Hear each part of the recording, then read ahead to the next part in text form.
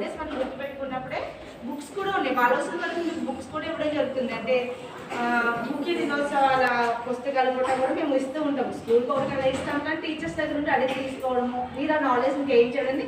మీ life మీరు ఎలా బ్రైట్గా డిజైన్ చేసుకోవాలంటే ఇలాంటి విషయాలన్నీ మీరు గ్యాదర్ చేసినప్పుడే గెయిన్ చేసినప్పుడు మాత్రమే మీరు మీ లైఫ్ని కూడా వాల్యుబుల్గా డిజైన్ చేసుకోగలుగుతారు. ఓకే, ఆయన 1895లో జన్మించడం జరిగింది. చిన్నతనం బాల్యమంతా కూడా భీమవరంలో చదువుకోవడము, తర్వాత మెట్రికులేషన్ వచ్చినప్పుడు రాజమండ్రిలో చదువుకున్నారనమాట ఆయన.